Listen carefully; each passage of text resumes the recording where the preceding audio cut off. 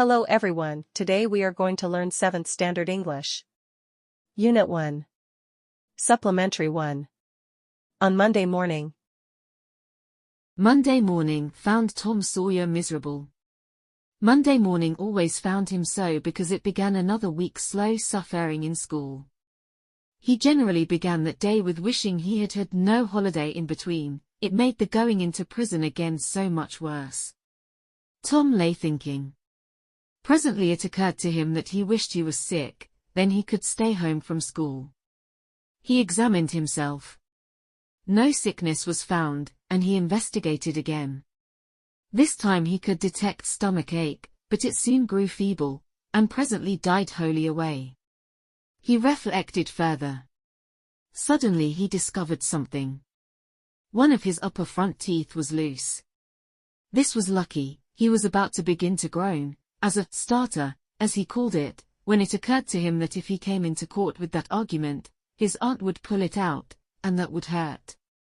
So he thought he would hold the tooth in reserve for the present, and seek further. Nothing off-aired for some little time, and then he remembered hearing the doctor tell about a certain thing that laid up a patient for 2 or 3 weeks and threatened to make him lose a finger. So the boy eagerly drew his sore toe from under the sheet and held it up for inspection. But now he did not know the necessary symptoms. However, it seemed well worthwhile to chance it, so he fell groaning with considerable spirit. But Sid slept on unconscious. Tom groaned louder, and fancied that he began to feel pain in the toe. No result from Sid. Tom was panting with his exertions by this time. He took a rest and then swelled himself up and fetched a succession of admirable groans. Sid snored on. Tom was aggravated.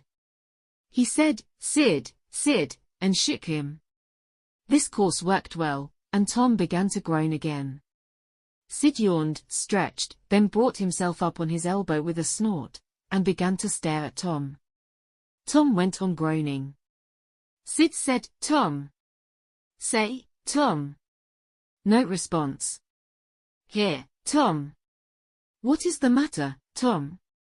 And he shook him and looked in his face anxiously. Tom moaned out, "Oh, don't, Sid. Don't shake me." "Why, what's the matter, Tom?" "I must call Auntie." "No, never mind. It'll be over by and by, maybe." "Don't call anybody." "But I must." "Don't groan so, Tom, it's awful." "How long you been this way?" "Hours." "Ouch." "Oh, don't stir so, Sid, you'll kill me." "Tom, why didn't you wake me sooner?" "Oh, Tom, don't. It makes my flesh crawl to hear you." "What is the matter?" "I forgive you for everything, Sid." Groan. "Everything you've ever done to me. When I'm gone." "Oh, Tom, you aren't dying, you?" "Don't, Tom." "Oh, don't." "Maybe I forgive everybody, Sid." Groan. "Tell em so, Sid. And Sid, you give my window sash and my cat with one eye to that new girl that's come to town, and tell her." But Sid had snatched his clothes and gone. Tom was suffering in reality, now. His imagination was working well, and so his groans had gathered quite a genuine tone. Sid flew downstairs and said, "Oh, Aunt Polly, come. Tom's dying." "Dying?" "Yes, Em. Don't wait. Come quick." "Rubbish. I don't believe it." But she fled upstairs, nevertheless, with Sid and Mary at her heels. And her face grew white, too, and her lip trembled. When she reached the bedside she said, "You, Tom. Tom, what's the matter with you?" "Oh, Auntie, I'm." "What's the matter with you?" "What is the matter with you, child?" "Oh, Auntie, my sore toe's dying." The old lady sank down into a chair and laughed a little, then cried a little, then did both together. This made her feel better and she said, "Tom, what a turn you did give me. Now you shut up that nonsense and climb out of this." The groans stopped and the pain vanished from the toe.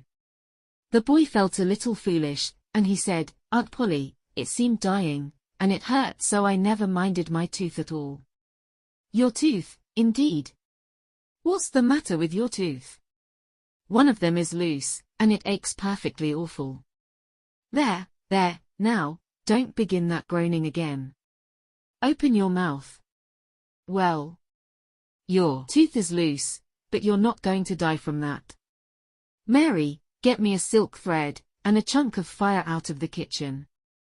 Tom said, "Oh, please, Auntie, don't pull it out. It won't hurt any more. I wish I may never stir if it does." "Please don't, Auntie. I don't want to stay home from school." "Oh, you don't you? So all this row was because you thought you'd get to stay home from school and go fishing? Tom, I love you so, and you seem to try every way you can to break my old heart with your mischief." By this time the dental instruments were ready. The old lady made one end of the silk thread fast to Tom's tooth with a loop and tied the other to the bedpost. Then she caught hold of the chunk of fire and suddenly pushed it almost into the boy's face. The tooth was hanging loosely by the bedpost, now. Thanks for watching. For more videos subscribe my channel.